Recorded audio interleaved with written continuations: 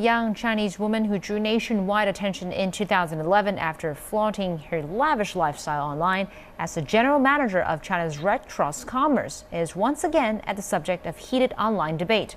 Meimei was arrested in July by Beijing police for participating in World Cup gambling activities.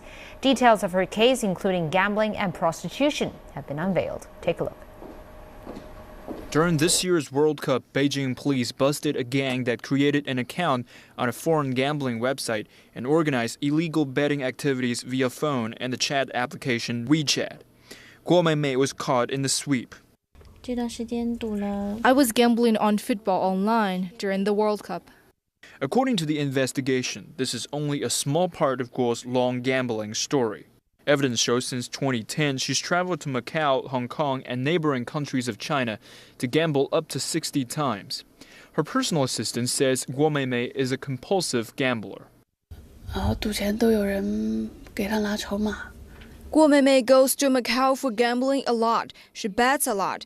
After winning, she exchanged the money directly to Chinese yuan and put it in her card.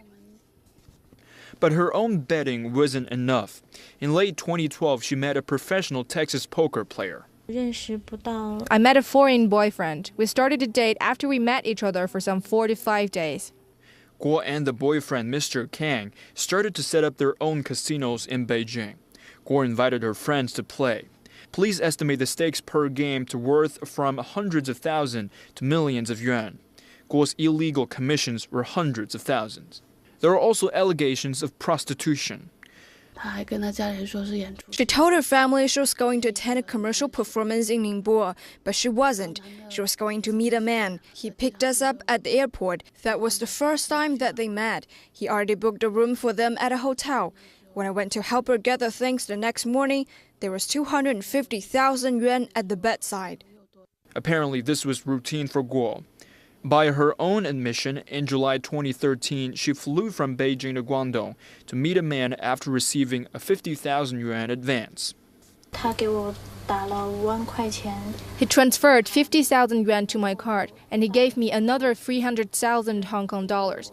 We had sex on the day of my arrival. Next day, I said I would go back to Beijing. He then bought me the air ticket. He transferred another 110,000 yuan to my account after I returned to Beijing. Guo's personal assistant says her boss led an indecent life. She said Guo took a lot of men home, most of them were foreign, and she looked for rich Chinese male clients. Jin Chao, CCTV. While the Meimei incident has discredited the Red Cross Society of China, and in a statement published this morning, the Red Cross says Meimei has damaged China's charity work and every single national is the victim. It says the police investigation shows the organization has no connection with Meimei and the wealth she often showed up online. The Red Cross says her behavior has severely damaged the public trust in charity organizations in China. They will do their best to repair that damage.